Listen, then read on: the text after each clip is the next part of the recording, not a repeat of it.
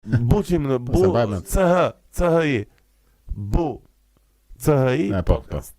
Një pjesë shumë e madhe e të rinjve shqiptarë nuk lexojnë. Edhe nuk lexojnë sepse nuk kanë libra ose nuk kanë lekë. Nëse nuk do dihet të mbushet ashtu siç duhet, atëherë do ta mbushin këta njerëz që mos i përmendim sepse se ka ndonjë vlerë, po meqense janë bërë pjesë edhe e debatit të kohëve të fundit. Unë s'jam askushi, nuk kam as kapacitetin akademik, as njohurinë për ti le të themi gjykuar ata, por pra është pikërisht mungesa e debatit, por dhe mungesa e pranisë në debatin publik të intelektualëve, të studiuesve, të gjuhëtarëve, të profesorëve, të intelektualëve të tjerë, domethënë ajo që i lë këtë pjesën tjetër në rrjedhje të lirë, po themi. Buqim në bu, CHI, bu, CHI podcast.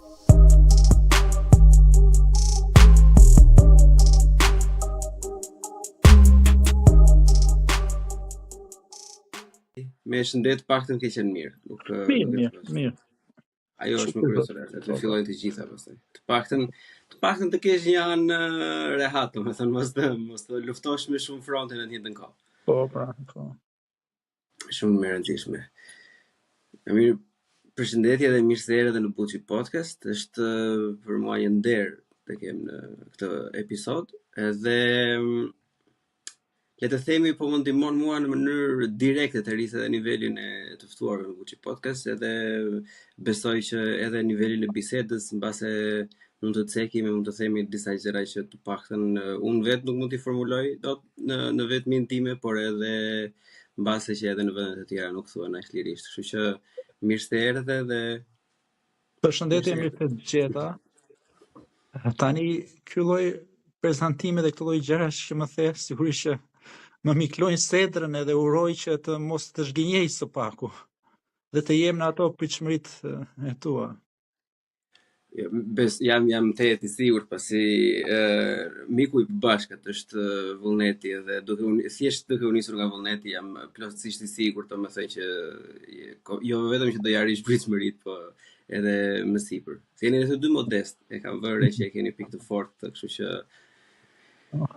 mirë, një pjesë e madhe e njerëzve që ndjekin Buçi Podcast në fakt janë mosha ime, disa më të vegjël, disa më të mëdhenj, jo domosdoshmërisht gjithë secili mund të ketë ndjekur intervistat e tua edhe në mënyrë jo modeste. Këtë radhë doja që të bëj një si tip përkufizimi të shkurtër që kush jeni edhe nga vini, si tek ai emisioni i News 24-s në mëngjes. Po ky problemi i njohjes dhe i vetë njohjes së njeriut është kompleks, domethënë, po unë vi nga Berati me origjinë vendlindja ime, pra jemi patriot në një farë kuptimi.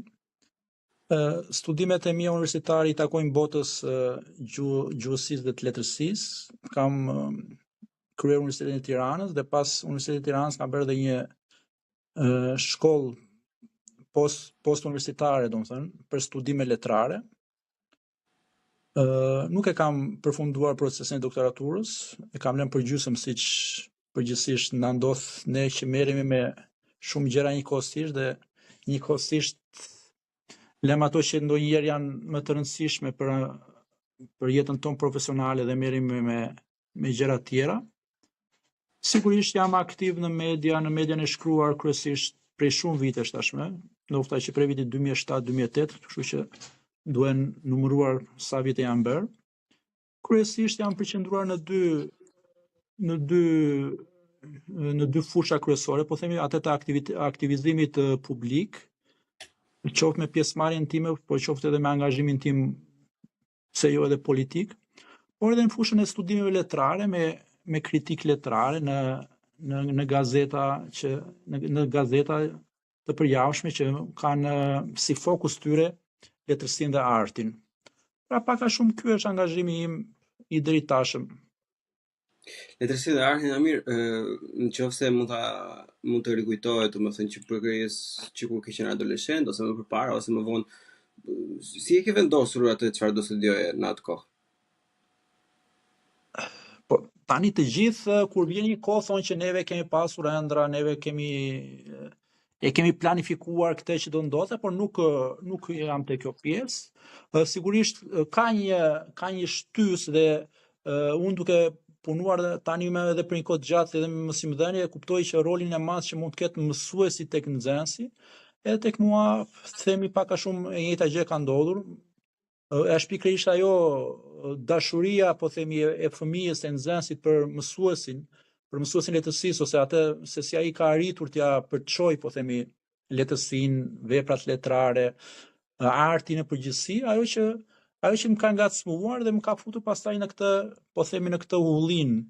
Pastaj lehtësia dhe arti është një botë e pafundme që është një det që nuk sado të ecësh dhe sado të lexosh dhe sado pastaj të studiosh, gjithmonë e shikon se sa i paaft je për të arritur atje se ku duhet. Ne kuptoj. Në rregull. Letërsia dhe arti është diçka që në sytë e mi, unë këto kohët e fundit, le të themi, bile për të qenë i saktë, edhe pse mbase mund të jem pak i vonuar atë gjë.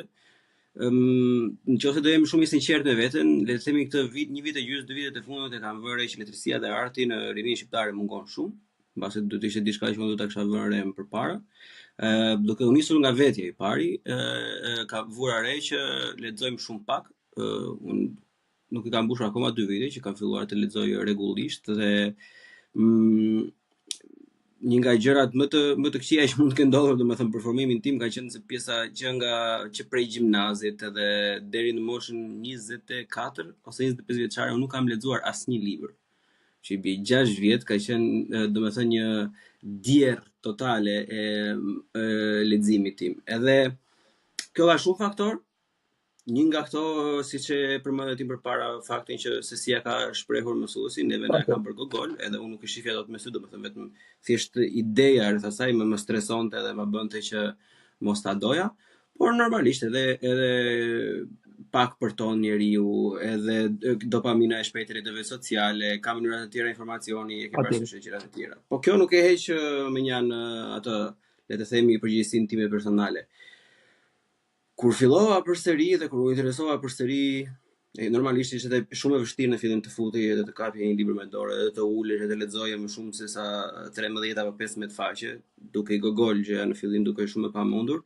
Edhe ke arritur tani që është thjesht një pjesë e ditës leximi ose dëgjimi, unë konsumoj të dyja varet se ku jam, domethënë, ose audiobook ose kështu. Gjithsesi tani e kam vënë re që një pjesë shumë e madhe e të rinjve shqiptar nuk lexojnë.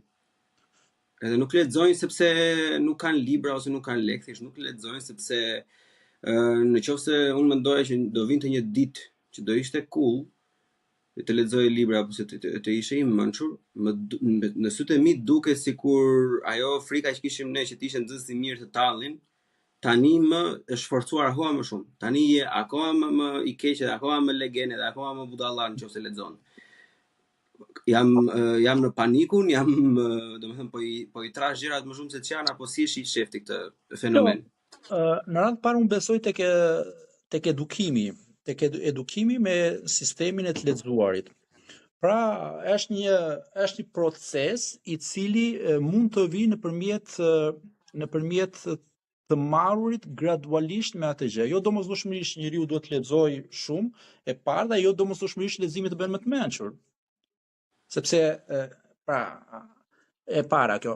E dyta, në botën e sotme, teknologjia, zhvillimet, por edhe angazhimet që kanë ose prirjet që mund të kenë të rinjt, jo domosdoshmërisht duhet ta kenë të gjithë fokusin tek leximi, sepse ashtu siç e thatë dhe ju, bota e sotme, pavarësisht se tani jemi më në ekstrem që teknologjia pothuajse e ka zvendësuar në masë të madhe librin dhe të lexuarit, dhe ky është problem. Dhe e treta që mendoj është që njeriu duhet t'ja ushqej vetes të lexuarit.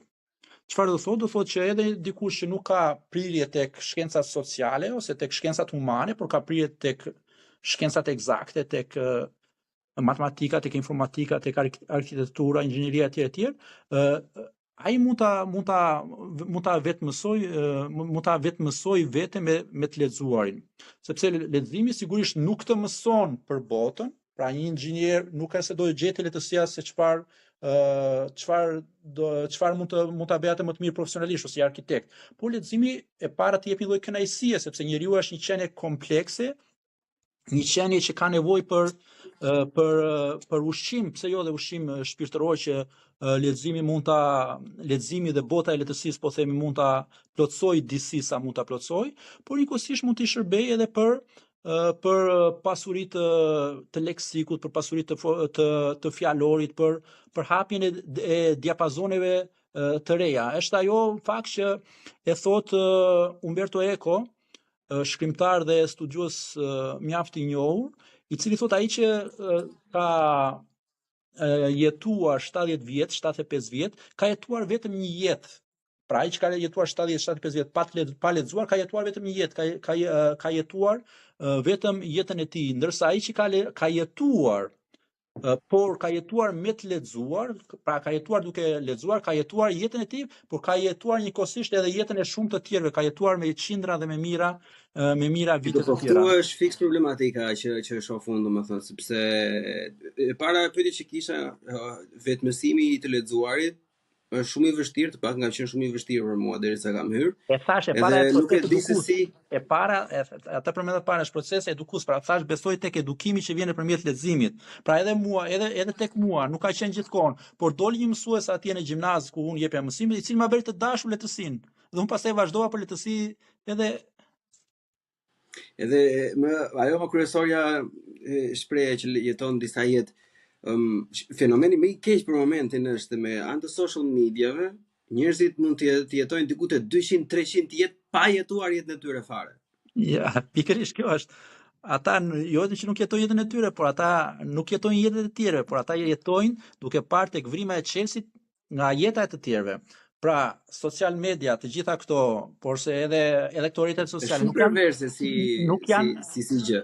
Patjetër, nuk janë të jetuarit e jetës së tjetrit, janë të gjurmuarit dhe të parit fshehtazi nga jeta e tjetrit.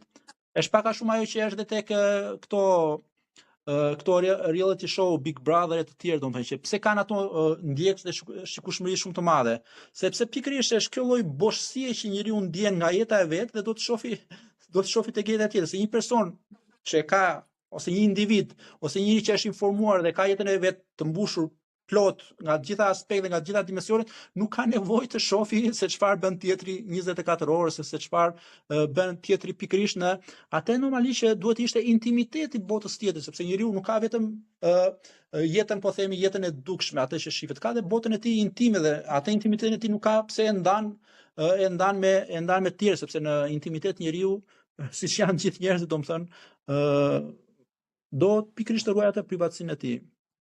Pikërisht. Edhe, shiko, jo është dhe një temë jo e mëveshme, por diçka është jashtëzakonisht shumë e fortë në Shqipëri, domethënë ndryshe ose edhe në Ballkan. Nuk është se po do të them tani Shqipëria kështu, Shqipëria ashtu është e keqe, jo domosdoshmërisht. Por është fenomen jashtëzakonisht shumë i përhapur dhe i fortë, që është bërë pjesë e kulturës edhe madje edhe e përditshmërisë. Ka shkuar deri në atë pikë sa edhe llotot më japin Big Brother, e kupton, që s'ka ndodhur asnjëherë përpara.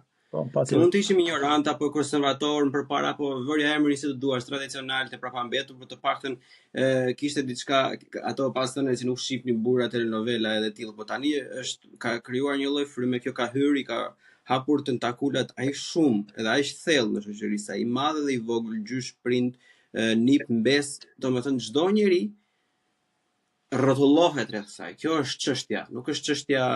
Unë nuk po them të jetë një libër, mund të jetë një diçka tjetër, mund të jetë një tjetër format emisioni, mund të jetë le të themi një quiz, na ka marrë malli, unë kur kam qenë në gjimnaz ose më i vogël, kishte emisione me quiz që kënaqeshim, mendoheshim të gjeni vetëm përpara shumë rralli shohim tash. Emisione për libra, domethënë nuk e di, nëse ka, po mbase është problemi im që si kam. Thuaj se nuk ka. E kupton, janë disa gjëra që Unë e kam luftuar shumë në gjatë gjitha episodeve të podcastit, që jemi në 104 tani që po flasim, edhe gjatë gjithë kohës më kanë thënë o Buçi, pse ç'a bën Buri dhe pse merresh me kështu, pse do i mësosh njerëz se kot, bëj na një për Big Brother, do marrësh klikime, bëj na një përputhen, do të shohin, do të çash, do bëhesh viral etj, po s'është e para fare sepse unë nuk i ndjek dot. Është e pamundur, nuk mund të ulem edhe të shoh diçka më shumë se një gjysmë ore që nuk ka bërtham. Të ketë një bërtham, të ketë ndonjë diçka me një mesazh nga mbrapa edhe një orë e gjysmë me kalon. Po diçka pa bërtham ta shikosh me orë të tëra për mendimin tim është, nuk e di.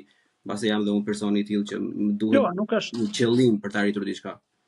Nuk është çështja çfarë mendojmë ne individualisht, çfarë mendon ti ose çfarë mendoj unë për këtë fenomen. Duhet parë fenomeni si fenomen social dhe si fenomen kulturor mendoj.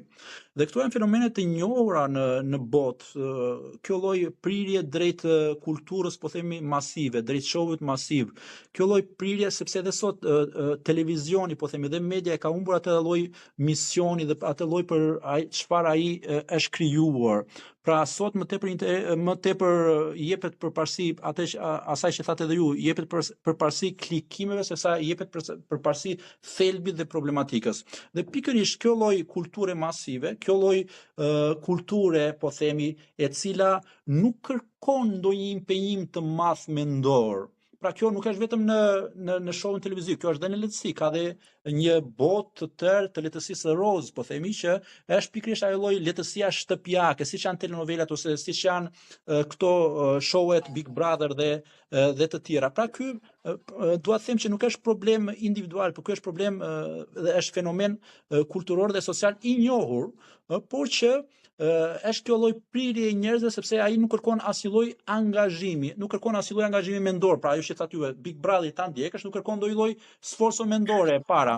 E dyta nuk kërkon ndonjë lloj përpjekje intelektuale për ta kuptuar, sepse çfarë janë ato që diskutojnë janë pikërisht, po themi, zhargoni më i ulët i ligjërimit i diskurit të individit, të njeriut. Nuk ka atje dikush që filozofon ose dikush që artikulon në mënyrë, po themi, intelektuale, akademike, që njerëzit duhet të kenë një lloj, po themi, një lloj përqendrimi. Ajo është ajo kultura masive, ajo që neve në gjuhën tonë e quajmë surbull, ajo që është diçka kështu e lehtë fare dhe por thashë, siç janë dhe telenovelat, nëse një film i mirë i realizuar që ka një ide, ka një subjekt historik, po themi, ose ka një përqendrim tek një personazh i caktuar që ty të bën ta ndjekësh me vëmendje, nuk të bën një gjë tek telenovela, sepse telenovela është diçka që është nga jeta e përditshme, nga jeta, po themi, e konsumit masiv. E njëjta gjë edhe për Big Brother ose për këto emisionet e tjera, pavarësisht se duhet thënë, në Shqipëri ashtu siç edhe gjërat e tjera, të gjitha këto pastaj degenerojnë sepse për shkak të përqendrimit shumë i madh që jep edhe media, dhe jep dhe televizioni. Pra nuk mjaftohet më ajo që njerëzit shohin në televizor dhe tek programi konkret, por bën dhe programe mbi programe për këto programet. Kjo është pastaj. Edhe kjo, domethënë, është thjesht një rrjet aq shumë i madh kudo, sepse ka Radio Mëngjesi për programin, ka Fan Club për programin, ky programi flitet në lajme, ftohet në një program tjetër, ftohen personazhet e këtij programi, e ke në YouTube, në çdo lloj social media të mundshme, domethënë. Pra ideja është mijëra qindra akaunte. Ideja është individi është i bombarduar nga të gjitha anët, nga pikërisht nga ky lloj, po themi, informacioni dhe nga ky lloj kulture masive, kulture roz. Çfarë i ngelet njeriut? Njeriut i ngelet vetëm që të bjeri pre këtyre bombardimeve, sa i bombarduar nga të gjitha anët. Dhe këtu ka humbur televizioni qëllimin e tij, pra nuk bëhet emisioni, nuk bëhet në mënyrë analitike. Nuk bëhet në mënyrë që ai të diskutojë se kjo gjë në radh parë ngrej pyetjet, ore kjo gjë kujt i shërben, kjo gjë për çfarë na shërben, a na çon diku në ky lloj reality, ky lloj show-i si shoqëria, a na nxjerr gjikundi, çfarë modelesh i japim ne të rinjve tan, çfarë modele i japim ne familjes tonë, nëse këto po flasim ose nëse për këto biem dakord që jemi në një krizë të madhe, atëherë këto lloj modele që ne i promovojmë 24 orë në mediat tona, e ndihmojnë shoqërinë shqiptare, e ndihmojnë rinin shqiptare, apo e dëmtojnë edhe më tepër. Pra nuk kur ne diskutojmë për këto, nuk diskutojmë në rrafshin analitik, të ngrejmë pyetje, se në çastin që njeriu, dhe në çastin që individi fillon dhe ngre pyetje, ai e ka më të lehtë për të vajtur te zgjidhja e problemit. Në çastin që ne i marrim të gjitha të mirëqend dhe ne diskutojmë vetëm rreth faktit për atë çfarë ndodh, atëherë ne i vër pjesë atij problemi. Shiko, për këtë, për edhe për një problem tjetër që do ta cekë çik më vonë sepse nuk dua të ndërpres vazhdin e mendimeve. Un kam një pavarësisht se nuk më ndihmon shumë në këtë rast, për të gjetur zgjidhjen, ndoj në mënyrë goxha racionale, për çdo lloj problemi duhet të gjej një zgjidhje, domethënë ndryshe nuk më bën sens të shumë biseda. Dhe mendoj që unë nuk dua që të ndaloj këto lloj programe. Mua më duket shumë e rrezikshme dhe shumë jo demokratike dhe jo gjë e emancipuar, domethënë të fillosh të bllokosh edhe të heqësh të drejtën të bësh Big Brother, të heqësh të drejtën të bësh përputhjen. Jo, unë kam asnjë problemi me ekzistencën e këtyre. Mund të ekzistojnë, mund të ndiqen, mund të jenë pafund. Problemi im qëndron me mungesën e larmishmërisë, burri i dheut. Po kanë humbur çdo lloj gjë tjetër, domethënë unë është një histori si ato historitë kur më tregonte babi, kur iknin në fshat në kohën e komunizmit, që vetë te dyqani fruta perimeve dhe kishte vetëm spinaqe burri i dheut. Edhe nuk kishte asnjë lloj gjë tjetër që ti dilje edhe misht dohet të blije, ti spinaq do blije, se spinaq kishte. Edhe e njëjta gjë më duket sikur po ndodh me këto. E hap edhe atë ke. Edhe çdo lloj televizioni i madh, njëjtën gjë, por njëri ja vë emrin përputhje, tjetri Love Island, tjetri Love Story, e ke parasysh? Mungon kjo larmishmëria dhe unë nuk kuptoj çfarë ndodh. Aq pak gazetar kemi ne apo nuk e di, aq pak producent kemi, aq një pjesë mirë e këtyre kanë edhe studiuar, edhe kanë dalë mirë, ca mund të studiuar jashtë, ca kanë studiuar brenda, ca kanë idhuj, se mua më bën një përshtypje madhe kur i dëgjon për intervista X filan Fistekun, njëri ka idhull Agollin, tjetri ka Daren, njëri ku dëgjon Camus, dhe janë shumë të bukur o burri dheu, shumë romantik me këto lloj gjëra. Edhe pastaj bëjmë përputhje. Edhe ti e një moment po që shife se këto gjëra ty nuk do përputhen me njëra tjetrën. Sepse unë kur po të shikoj ty tani me këto gjëra që po flas, unë po mendoj dhe po të analizoj çfarë ti po thua. Edhe po domethënë jam brot shkolla. Pse po zhduken të gjitha këto emisionet që kanë një farë lloj vlere? Këtë nuk e kuptoj. Patjetër, sepse radh parë shoqëria shqiptare sa më shumë kohë kanë kaluar dhe kalojnë, aq më tepër varfërohet intelektualisht dhe kulturalisht. Kjo është e para. E dyta, pikërisht atë tham në fillim, domethënë që këto emisione nuk bëhen për të ngritur nivelin kulturor dhe intelektual të shikuesit, por këto vjen në përputhje me nivelin kulturor dhe intelektual të atyre që të shohim. Pra nëse ne synojmë të ndërtojmë një program që të ngrisim nivelin, ashtu siç e thatë ju në fillim, po themi, ose edhe të tjerët, të rrisim nivelin e shikueshmërisë dhe të dëgjueshmërisë, por jo detyrimisht të rrisim numrin e klikimeve, atëherë te këto programe, ose sot shoqëria dhe tregu është i prirur drejt kësaj tjetrës. Pra çfarë ndodh? Nëse në Shkodër, ose nëse në Berat, ose nëse në një qytet të Shqipërisë, po themi jo në kryeqytet, vete një shkencëtar, vete një shkrimtar, vete një intelektual, qoftë edhe nivelit botror, në atë takimin e tij do mblidhen 10-15 veta, do mblidhen 20 veta. Nëse në një nga këto qytete do vjen një nga këta personazhet e këtyre show-e që po përmendim, atëherë aty do mblidhet gjysmë e qytetit. Pse ndodh kjo? Kjo tregon krizën e madhe kulturore dhe intelektuale që ndodhet shoqëria jon. E para dhe e dyta, në gjithë këto vite nuk është bërë asnjë gjë për ta përmirësuar këtë situatë. Përkundras, është shtelluar. Ju vetë thatë që janë shtuar emisionet. Pra nëse dikur ka pasur 2-3 emisione për librin, sot nuk ka asnjë emision për librin, por ka 2-3 emisione më tepër të kësaj natyre. Nëse dikur ka pasur emisione që flisnin për historinë, po themi të Shqipërisë, ose për historinë e botës, ose radio televizioni shqiptar ka pasur sektore më vete, po themi, ka pasur për bujqësinë, ka pasur për kulturën, ka pasur për arsimin, ka pasur për tjera, ose edhe televizionet tjera kanë pasur emisione për librin. Sot janë shtuar, janë zhdukur këto emisione dhe është kjo lloj prirje dhe kjo lloj tendence. Jo vetëm këto emisione, por tani janë shtuar edhe personazhet e këtyre rrjeteve sociale të TikTokut edhe këto. madje këta personazhe jo vetëm që bëjnë jetën e tyre në këto rrjete sociale, se aty mund të jetë dikush do të futet dhe të ndjek, dikush nuk do të futet, por tani më edhe media qendrore dhe media po themi serioze, po i bën ata pjesë të paneleve televizive.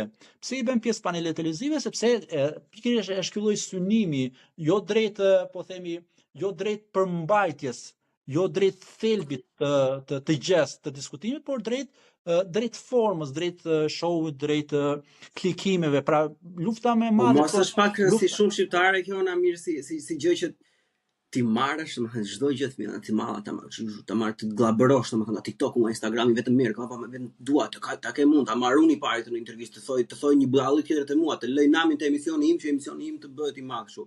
Patjetër, pra, ky është problemi, po them. Ky është një problem, nuk është problem i gjithanshëm, pra është problem shoqëror, është problem intelektual, është problem dhe politik, sepse edhe politika në gjithë këto vite nuk ka bërë asnjë gjë për ta edukuar qytetarin shqiptar, po them. Përkundrazi, politika ka vijuar dhe vijon të induktoj tek ai pikërisht perversitetet më të mëdha.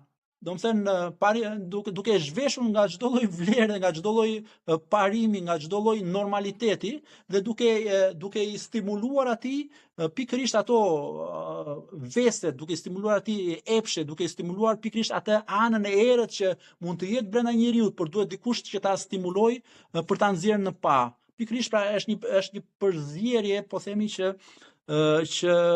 vështirë në situatën në cilën jemi do marri zgjidhjen e duhur. Zgjidhja. Është fjala ky që fiks domethënë për ta vazhduar bisedën. Ka zgjidhje? Një. E dyta. Si do të duket një zgjidhje? Çfarë mund të bëjë një person? Jo domosdoshmërisht një drejtor, jo domosdoshmërisht një pronar mediash, po mund të bëjë ndonjë gjë njeriu në përditësi. Domethënë kemi shpëtim apo është thjesht diçka që ne do mbështetemi dhe do presim, domethënë që ose të shkatërrohet deri në fund ose të ngrihet deri në fund. Ideja që ne diskutojmë edhe unë e thash dhe unë jam i parimit që njeriu në gjithçka duhet të ngrej pyetje dhe duhet të jetë analitik. Në çastin që shoqëria do fillojë të ngrej pyetje, nëse nuk do vemi tek zgjidhja ideale, por do ta kurojmë sadopak problemin. Pra, fakti që mund të bëhen këto emisione objekte të analizës është pozitive. Problemi është se sot në Shqipëri mungon analiza për këto emisione. Mungon analiza për këto fenomene. Mungon analiza për arsimin. Në renditën e fundit të PISA-s, Shqipëria ka dalë nga vendet e fundit në rajon për shkollat e mesme, për nxënësit, për lexim, për matematik dhe për gjuhë. Dhe sot e kësaj dite, pavarësisht se ai raport ka disa muaj që ka dalë, në Shqipëri nuk ka një lloj debati publik dhe debati intelektual se ku është duke vajtur shkolla shqiptare. Sepse artimi shqiptar është në këtë krizë të jashtëzakonshme, sepse të rinjt shqiptar shpresojnë që të mbyllin sa më parë, pavarësisht rezultateve, pavarësisht notave, atë shkollën e mesme dhe gjithse kush prej tyre të iki sa më shpejt, qoftë drejt Anglisë, qoftë drejt vendeve të tjera. Dhe cilat janë modelet këto që promovohen? Pikërisht këto lloj modelet showbizit, këto janë dhe modelet e rinisë. E di si më ka shkruar dikur, e kanë bërë dhe publike, kanë marrë dhe këto portale, e di si më ka shkruar dikur një nxënës im, çfarë dëshiron ti të bësh kur të rritesh, ishte pyetja, ishte pyetje mësimore, ishte ushtrim në gjuhën shqipe të klasës 10, të klasës 11, nuk e mbaj mend sepse ka shumë vite. Ai tha, unë e shkruaj atje, madje i mora dhe le, thash, më lejon që ti bëj një foto kësaj detyres, po dhe kam atë foton. Çfarë do të dëshiron kur të bësh kur të rritesh? Ai tha, unë kur të rritem dëshiroj të bëhem spacciatore. Pra unë kur të rritem dëshiroj të bëhem shpërndarës dorëge. Pra ishte i qartë ai. Pse ishte i qartë ai? Se ky është thelbi i problemit. Sepse ishte viti 2016-2017, ku në Shqipëri i gjithë diskutimi ishte bërë për një kanabizim të plot të gjithë Republikës së Shqipërisë. Pra nëse para 2013, po themi, kishim një lazarat i cili ishte totalisht i kanabizuar, pas 2013-s, sidomos deri në vitin 2018, u kanabizua i gjithë vendi dhe nxënësit e shkollave, të rinj ta nuk patën model tjetër, doni që të shifnin pikërisht të lloj modeli që pasuron në mënyrë të thjeshtë, se atë model suksesi shifnin ata. Nëse ministri i brendshëm akuzohej se makinën e tij ja kishte lënë disa trafikantëve, atëherë pse edhe këta nxënës shkolle mos të shohin pikërisht të lloj modele që janë modele më të lehta, siç modeli i kulturës masive, është model që nuk kërkon asnjë lloj impenjimi. Dhe këto sepse të vazhdosh shkollën, të studiosh, të vrasësh mendjen, të rish me orë të tëra, është impenjuese, është impenjative dhe jo domosdoshmërisht që në fund po themi ka një lloj suksesi të garantuar, sepse është tregu i punës e tjerë që ty do duhet. Ndërsa kjo rrugë në Shqipëri ka rezultuar lehtë për shumë njerëz. Shumë individ që s'kan bërë asnjë gjë në jetën e tyre, përse janë marrë me këtë lloj procese, janë pasuruar, bëjnë jetë luksi, ekspozojnë jetën e tyre të luksit, dhe pikërisht shoqëria shqiptare këta i ka modele suksesi. Edhe diçka kam për pjesën e parë nga dy që kemi, që dua të diskutoj në lidhje drejt për drejt me këtë, sepse modeli i kundër këtyre është ajo që e përmendë pak më përpara. Intelektual, njerëz të shkolluar, akademik, profesor, studiues, zbulues, inxhinier, avokatër, drejtë ata që mund të kenë. Që ta merremi vesh, po të ishin të gjithë kështu, do ishte jeta shumë monotone dhe shumë e mërzitshme. Nuk e kam që është vetëm ky model, por shoqëria ka nevojë. Ai është modeli më i madh, e kuptova edhe unë. Ai është modeli më i madh. Shoqëria ka nevojë të jepë disa modele të tjera, pra ka nevojë që aty do dal tek modeli tjetër. Edhe kam fiks me këtë debatin e kohëve të fundit me fenomenin Dalipaj edhe gjua shqipe, me që ti dhe i përket fushës, domethënë edhe Mahamena që ke mendimet e tua të forta me pjesën se si deti Kaspik mund të jetë deti e kap edhe sik. Edhe këto gjërat kështu domethënë që jemi te kultura masive, ajo që thash, jemi tek letësia masive, jemi tek showi masiv, jemi tek një mënyrë masive interpretimit të gjuhës. Ajo është e lezetshme kuptimin që të argëtohesh për argëtim, po aq, domethënë nuk. Po pjesa që doja të kapja unë është reagimi që vjen nga pjesa e ashtu quajtur intelektuale dhe akademike, në mes të tyre fatkeqësisht njerëz që unë kam shumë për zemër edhe vetë për punën e tyre. Sa unë jam në dini, është krijuar një lloj peticioni që këtyre individëve mos t'i jepet kohë televizive etj që unë shoh domethënë se një lëvizje jashtëzakonisht diktatoriale dhe shumë të turpshme nga individ që duhet të jenë shembull i shoqërisë për shprehjen e mendimit. Pse këta profesor që janë me doktoratura ose nuk e di çfarë titull mund të kenë, që shumë mirë mund të kenë merituar me gjitha meritat e tyre, unë s'jam as kushi, nuk kam as kapacitetin akademik, as njohurinë për t'i le të themi gjykuar ata, por pse këta individ që i përkasin një strese relativisht më sipër se sa ato që po flisim pak më përpara TikToku, në vend që të thonë, ore zotri, merre Bleonin, merre Namirin, do ta debatoj unë. Nuk do t'i them, nuk do t'i flas atij unë ose t'i ambush mendin atij. Ti flas publikut, ti them publikut që shife. Kjo gjëja që ky filani po thotë është shumë e bukur, të treq. Është karamele, është limonadë, të kënaqësh, shumë gjë e bukur nëse do ishte vërtet. Por, e vërteta shkencore është kjo. Ose të vërtetën shkencore nuk e dim se s'kemi fonde, nuk na lë njëri ta studiojmë. Pse nuk e bëjnë ata këtë në një betejë, në një kolose televiziv?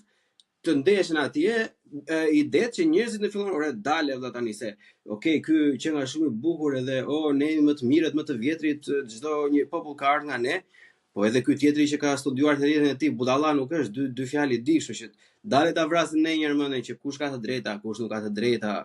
E kupton? Pse ata që duhet të jenë shembull i përparësisë, duhet të jenë shembull i perëndimit, i hapjes, i lejimit të ideve, i debatit të fortë, e diskursit publik etj, janë pikërisht një persona që bien në një lloj grope të një lloj ideje diktatoriale, ti mbyllësh gojën dikujt që nuk ka gjë në të keqe për mendimin tim, se sa ti ndalosh me peticion apo me ligj apo me rregullore fjalën dikujt, është shumë e turpshme. Patjetër, më të ndalosh sa po, patjetër. Shiko, domethënë të gjitha problematika në Shqipëri janë komplekse. Dhe të gjitha natyrisht janë të lidhura me njëra tjetrën. Për shembull, ne ose këta peticionistë, po themi, bëjnë peticion që këta të tjerë mos të dalin në media, ndërkohë që ne kryetarët e Akademisë së Shkencave kemi një person që në 30 vitet e fundit nuk ka si punim shkencor. Pra kryetari sot të Akademisë së Shkencave të Republikës së Shqipërisë është një person i cili jo 30 vite, sepse tani 30 vite jemi mësuar, ka kaluar 34 vite, 33 vite, nuk ka asnjë punim shkencor, është marrë gjithë jetën me një parti politike.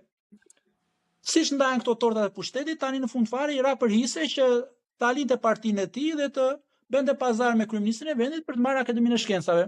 Pra, pikërisht fakti që Akademia e Shkencave drejtohet nga këta njerëz ose nga ky lloj modeli, atëherë i jep të drejtë këtyre tjerës që dalin gjithë ditën në televizor dhe ta shajnë këtë lloj modeli. E para. E dyta, unë padyshim që jam jo me këtë, nuk është rruga e duhur dhe mënyra e duhur që ne t'i ndalojmë, t'i mbyllim gojën ose këta njerëz mos lejojnë të dalin në media dhe në televizione, sepse unë e kam vënë re dhe gjithkohon e kam menduar që përsa kohë që kjo pjesa tjetër nuk del në televizione, kjo pjesa tjetër nuk bëhet pjesë e debatit publik, qoftë për çështjet e gjuhësisë, qoftë për çështjet e përardhjes, qoftë për çështjet e etimologjisë, atëherë kësaj pjesës tjetër do t'i ngelet për të sqaruar këto gjëra. Sepse është më e lehtë ose më e bukur për njerëzit është ta dinë që ne jemi pasardhës e pellazgëve dhe nga ne rrjedhin të gjithë të tjerë, sesa kjo pjesa tjetër që nuk del fare dhe ose të dalin të thojë që ne nuk e dimë se kush janë paraardhësit tanë. Ose më interesante është çështja, pra është pikërisht ajo, është më karamele, çështja ta pranosh Shqipen si nënën e gjuhëve të botës, sesa të thuash që shqipja është një gjuhë e dokumentuar relativisht shumë vonë. Pra është pikërisht mungesa e debatit, por dhe mungesa e pranisë në debatin publik të intelektualëve, të studiuesve, të gjuhëtarëve, të profesorëve, të intelektualëve të tjerë, domethënë ajo që i lë këtë pjesën tjetër në rrjedhje të lirë, po themi, e para kjo, e dyta sigurisht që kjo ka dhe të bëjë dhe pikërisht me atë që thash me media, sepse media shpeshherë ajo që thamë dhe pak më parë, i përdor këta personazhe pikërisht për të thithur audiencë, sepse të thrasësh, po themi, një akademik ose të thrasësh një gjuhëtar në televizion, është e mërzitshme, është monotone. Ai do filloj jo domosdoshmërisht, nëse e ke vërtet dëshirë të nxjerrësh diçka përpara, nëse edhe ai moderatori është vërtet interesuar, unë kam vërë edhe me podcastin, unë s'kam asnjë eksperiencë burr. Unë jam një individ, për shembull, është një shembull perfekt fare që kam nisur nga një person që mezi i lithet dy fjalë në fillim fare kur flisja me njerëzit që mundohesha ta artikulohesha në një gjuhë pak më të lartë, që t'i afroj gjuhës standarde shqipe etj. Edhe me kalimin e kohës njerëzit e vinin re, kur isha unë interesuar për të ditur diçka, ose kur isha unë interesuar për të bërë një farë lloj debati ose një diskutimi rreth një teme të përcaktuar, atëherë njerëzit e pëlqenin më shumë. Po kur individi e ftonte dikë, ose që nuk fliste e rrjedhshëm, ose që nuk e kisha dëshirën e madhe për të ndarë diçka, atëherë e ndjen edhe njerëzit dhe nuk i interesonte. Edhe unë mendoj që një pjesë e këtyre që janë edhe profesora, domethënë edhe tjerë, kjo që sapo folëm pak më përpara, janë njerëz që jo domosdoshmërisht të bëjnë me dëshirë atë që bëjnë. Edhe njerëzit, domethënë, edhe kur ftohen nëpër vende të ndryshme, kemi një farë lloj, nuk e di, një lloj radari, nuk e di, shpirtërora që e vë re që njeriu nuk e ka më shumë qef kur flet për atë gjë që po flet edhe ta transmeton ty edhe bëhet të mërzitshme. Si profesorja ime e letërsisë për shembull, që është komplet e kundërta e profesorit tonë. Patjetër, sepse është dhe kjo që pikërisht ta njerëzit që merren ose profesorët e universitetit kanë ngelur tek ajo, tek pjesa universitare, tek pjesa mësimdhënëse, tek pjesa shkencore dhe nuk arrin dot që ta japin atë në mënyrë divulgative, pra atë që është shkencore ta japin për ta kuptuar njerëzit e thjeshtë dhe për ta kuptuar shoqëria. Thelbi i kësaj është që e para këta njerëz nuk mund ndalohen, sepse më e rënda është ndalimi i tyre se sa lejimi i tyre, në aspektin shoqëror, po themi, e para dhe dyta, këta janë produkte kryesisht të mungesës së pjesës tjetër. Pra duke lënë terrenin etimologjik, terrenin gjuhësor, terrenin historik, duke lënë bosh do ta mbushë, është vetë nevoja shoqërore për të mbushur diçka. Është ai ligji i kompensimit është ligj natyror, domethënë, nëse nuk e mbush me atë që duhet, do mbushet me atë që nuk duhet. Nëse nuk do dihet të mbushet ashtu siç duhet, atëherë do ta mbushin këta njerëz. Që mos i përmendim sepse se ka ndonjë vlerë, po meqense janë bërë pjesë edhe e debatit të kohëve të fundit, por sigurisht që në përgjithësi tezat e tyre për ata që kanë njohuri qoftë nga gjuha, qoftë nga historia, qoftë nga njohuri shkencore, po themi, janë në masë të madhe nuk janë janë qesharake, janë një emision i ka bërë një emision në Shqipëri. Portokallia ka pasur një personazh që bënte pikërisht prejardhjen etimologjike të fjalëve, domethënë, ai është e njëjta gjë, si ta bëj ai. Bile ka qenë edhe para shumë kohësh. Po, siç ta bëj profesori portokallist, ta bëjnë këta. Po. Ne do ta ndajmë sepse dua që ti ndaj temat edhe dy episode të ndryshme. Unë të falenderoj një herë për pjesën e parë.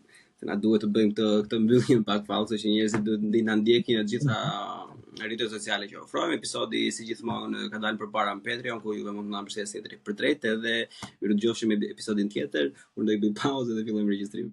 Bu CHI podcast.